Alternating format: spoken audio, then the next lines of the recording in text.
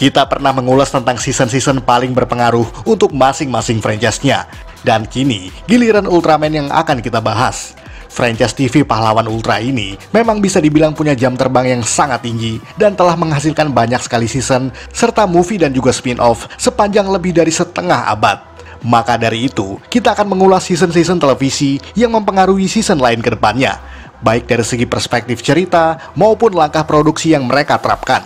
Tapi perlu diingat, bahwa yang akan kita ulas hanyalah TV series dan bukan movie ataupun spin-off. Mau tahu apa saja? Mari kita simak top 10 season Ultraman paling berpengaruh sepanjang masa versi Tokopedia Indonesia.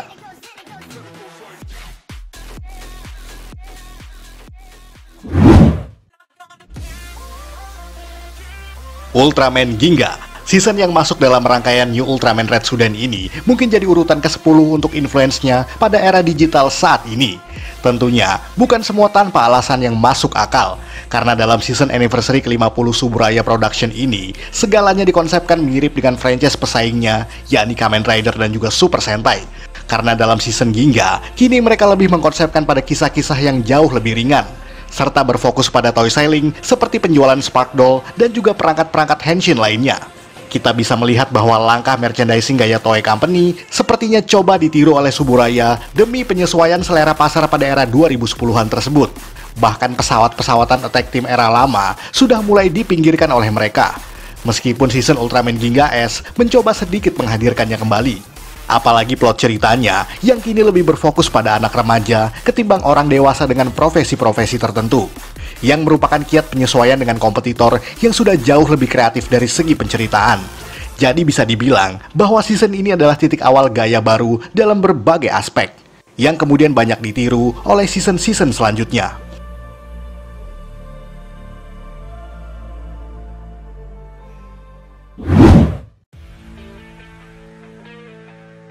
Ultraman Mebius. Season ini juga merupakan rangkaian anniversary, namun Ultraman Mebius berada pada ulang tahun ke-40 Ultra Series sendiri. Oleh sebab itulah, gaya lama Ultraman era Showa mulai dibangkitkan lagi olehnya pada era baru yang sudah mulai berganti ini. Bahkan Mebius pun merupakan tokoh Ultra yang berasal dari Nebula M78 seperti Ultraman era Showa, menjadikannya sebagai season yang langsung berkesinambungan dengan para pendahulunya pada era awal. Tentu saja, itu sudah tidak pernah lagi dipakai pada era Heisei, yang mana sebelumnya lebih berfokus pada standalone story yang memang lebih independen tanpa kaitan dengan Ultraman era Showa.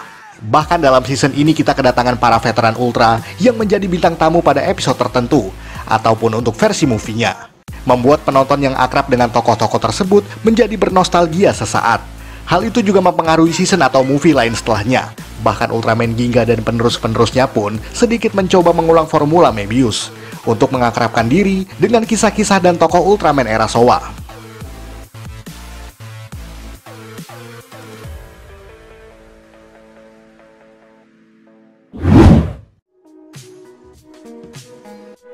Ultraman 3. Ultraman pertama di era Heisei ini adalah suatu langkah kebangkitan bagi franchise yang sudah lama mati suri semenjak awal 80-an. Sehingga Suburaya punya ide cemerlang untuk kembali lagi mendobrak televisi dengan gaya barunya dalam ulang tahun ke-30 semenjak Ultra Q dan juga original Ultraman.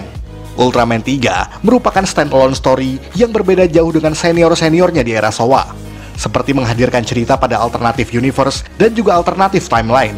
Hal itu mempengaruhi season lain selanjutnya seperti Ultraman Dyna dan berbagai season lain yang mencoba melepaskan diri dari konsep baku Ultraman Showa.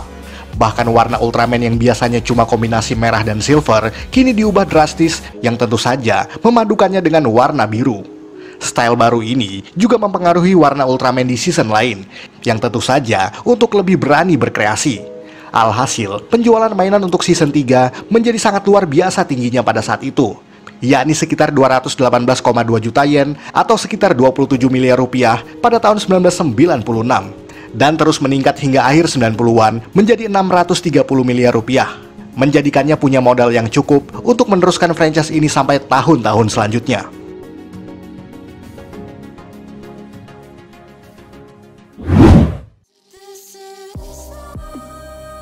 Return of Ultraman. Season atau entry keempat dari Ultra Series ini memang punya judul yang sangat unik, sebab bukan diambil dari nama Ultraman-nya sendiri seperti kebanyakan seri sebelumnya.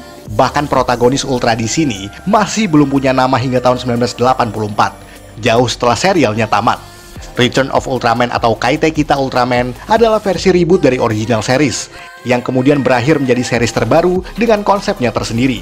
Jadi, walaupun hanya disebut sebagai Ultraman saja, protagonis atau human host di sini bukanlah Shin Hayata seperti pada tahun 1966, melainkan tokoh baru yang bernama Hideki Go. Nama Jack baru digunakan setelah Suburaya mengadakan sayembara untuk menamai Ultraman tersebut, demi membedakannya dengan Ultraman dari original series sebelumnya. Mengapa serial ini bisa menjadi sangat berpengaruh? Sebab Ultra Series sebenarnya sudah mengakhiri waralabanya setelah tamatnya Ultra Seven. Jadi, Return of Ultraman adalah momen titik balik kebangkitan Ultra Series untuk kembali ke layar kaca. Apalagi semenjak wafatnya Eiji Suburaya pada tahun 1971. Jadi season ini adalah tribute bagi sang kreator agar kreasinya tidak pernah mati. Dan legasi tersebut masih bertahan hingga hari ini tentunya.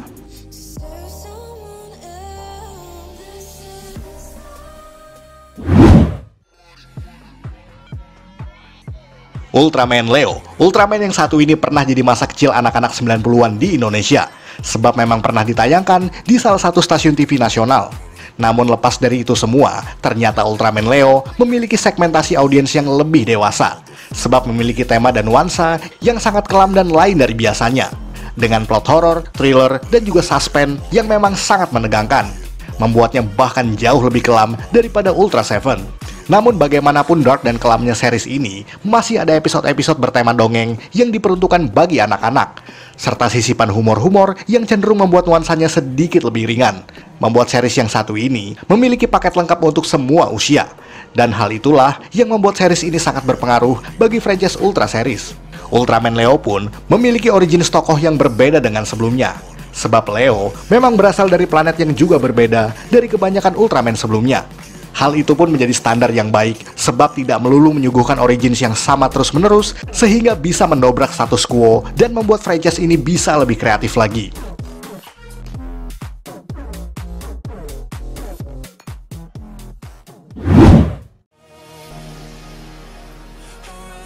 Ultraman Taro dan selangkah di depan Leo tentu saja adalah Ultraman yang satu ini. Sebab berbeda dengan season-season sebelumnya, di mana Ultraman Taro memiliki tone atau nuansa yang jauh lebih ringan, komedik, dan juga berorientasi pada anak-anak di bawah umur. Season ini juga salah satu yang populer di Indonesia, sebab pernah ditayangkan oleh salah satu stasiun TV nasional pada lebih dari 2 dekade yang lalu. Tapi Ultraman Taro menjadi yang cukup kontroversial meskipun tetap sukses di pasaran, sebab tema yang kekanak-kanakan tersebut belum bisa diterima begitu saja oleh audiens yang sudah lebih akrab dengan tema-tema yang lebih kelam. Tapi justru itulah yang kemudian mempengaruhi apa yang terjadi pada season-season setelahnya. Bahkan Ultraman Leo pun tetap punya tema-tema dongeng yang nampaknya dipengaruhi oleh season Taro. Dan trup semacam ini bahkan digunakan pula pada Ultraman era Heisei dan juga pada era Reiwa. Ultraman Taro juga memperkenalkan beberapa tokoh lain yang tidak kalah pentingnya, yakni Father dan juga Mother of Ultra, yang dimana akan lebih banyak muncul pada movie, spin-off, dan juga seri-series pada era modern saat ini. Membuat series ini sangat manusiawi, sebab Ultraman sekalipun ditampilkan memiliki keluarga. Taro pun memiliki putra yang bernama Taiga, di mana seriesnya ditayangkan beberapa tahun yang lalu.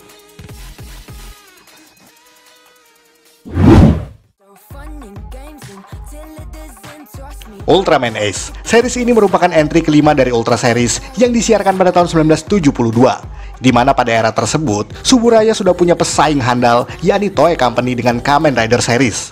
Oleh sebab itu, Ultraman Ace dikonsepkan memiliki kelompok antagonis yang bernama Yapul, yang mengutus para kaiju untuk dapat turun ke bumi. Berbeda dengan season lain sebelumnya, di mana kaiju akan turun atau muncul ke bumi begitu saja melalui fenomena alam. Dan dari situlah, titik balik Ultra Series berubah dari yang semula bertema fiksi ilmiah, horor, dan juga disaster, kini menitik beratkan pada kisah kepahlawanan layaknya Kamen Rider dan tokusatsu lainnya. Human host dari Ultraman Ace juga semula ada 2 orang, yakni pria bernama Seiji Hokuto dan juga wanita bernama Yuko Minami. Namun karena penonton lebih menyukai human host pria, maka tokoh Yuko kemudian dihilangkan pada pertengahan series. Padahal, ia merupakan human host wanita pertama di franchise ini, yang justru disia-siakan hanya karena selera pasar yang tidak feminis. Tapi bagaimanapun perubahan konsep yang ada di sini tetaplah menjadi yang sangat berpengaruh pada perjalanan waralaba ini. Karena di era modern saat ini, Ultraman lebih condong pada kisah-kisah pahlawan pembela bumi. Membuat Ultra Series kini berani mendobrak tradisi yang ada.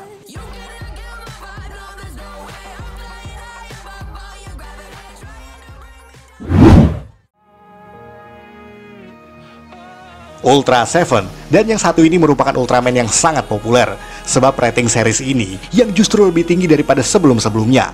Ultra Seven juga merupakan Ultraman pertama dengan desain kostum yang seluruhnya berwarna merah, dengan tetap memiliki armor dan juga helmet yang berwarna silver, di mana desain tersebut mempengaruhi Ultraman lain seperti Taro, Leo, Astra, dan juga lain sebagainya. Ultraman yang satu ini juga tidak memiliki color timer, yang membuatnya bisa bertahan selama mungkin di bumi. Bahkan juga ia tidak memiliki human host, melainkan human form yang ia bentuk sendiri. Ia bahkan tidak hanya bisa menjadi raksasa, melainkan bisa berukuran manusia normal, bahkan juga mikroskopik, membuatnya menjadi Ultraman paling berpengaruh secara konsep pembentukannya. Plot ceritanya juga sangat dark dan serius, yang bisa kita lihat bahwa konsep tersebut juga dipakai oleh Ultraman Ace dan juga Ultraman Leo. Bahkan 2 di antara episodenya menghasilkan kontroversi yang berkaitan dengan bencana alam dan juga bom nuklir. Kita pun pernah mengulas perihal tersebut pada hari-hari yang lalu. Tapi bagaimanapun, Seven adalah Ultraman terunik yang pernah ada.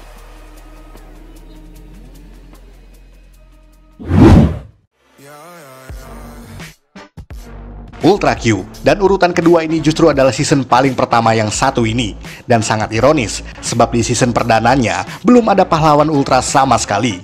Sebab series ini lebih fokus pada horor, suspense, dan juga science fiction seperti serial Amerika yang berjudul The Twilight Zone, sebagai basis inspirasi dari terciptanya Ultra Q. Dan disinilah diperkenalkan para kaiju-kaiju unik yang kemudian digunakan juga pada serial Ultraman ke depannya. Karena season ini hanya berkutat pada kisah manusia seperti militer, ilmuwan, dan juga pemerintahan Jepang yang berusaha memecahkan fenomena monster-monster yang datang ke bumi. Nyaris sama seperti film Godzilla pertama pada tahun 1954. Hanya saja Ultra Q berformat TV series. Format gambar hitam putih juga semakin mendukung nuansa dark dan juga kelamnya series tersebut. Tapi jangan khawatir, sebab buat penonton yang tidak tertarik dengan film jadul hitam putih, masih ada versi berwarna yang dijual dalam bentuk DVD pada era modern saat ini. Series ini pada akhirnya tetap sukses di pasaran, dan tentu saja sebagai musim perdana, Ultra Q juga mempengaruhi jalannya Ultra Series sehingga bisa sampai sejauh ini. Bahkan tanpanya, mungkin tidak akan pernah ada Ultraman yang kita kenal sampai hari ini. Dan sebelum berlanjut ke urutan pertama, mari kita simak sisanya dalam Honorable Mentions.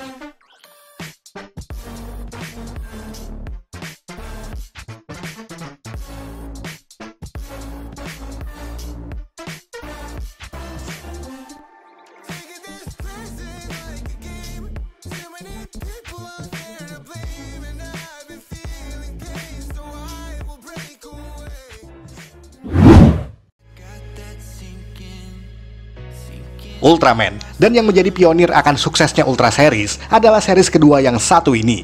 Sebab ini merupakan pertama kalinya dimunculkan yang namanya pahlawan Ultra, yakni Ultraman sendiri. Segala yang ada di sini adalah titik balik sekaligus garis start bagi jalannya franchise ini, dan mengubah nuansa horor yang terlalu berat pada Ultra Q, yang kini menjadi lebih ringan dan juga enjoy untuk disimak.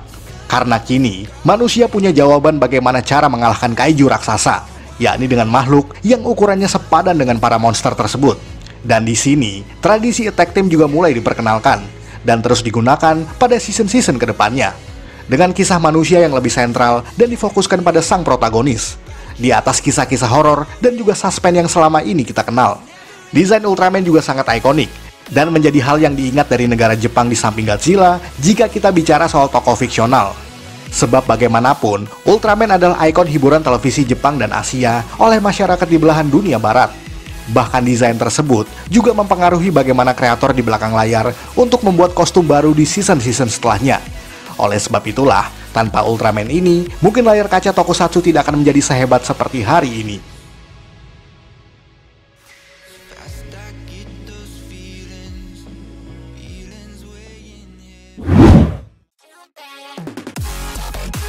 Sekian ulasan dari Tokufax Indonesia. Buat Anda yang suka dengan video ini, silahkan like dan share ke media sosial Anda. Jangan lupa tinggalkan komentar. Akhir kata, salam Tokufax Indonesia.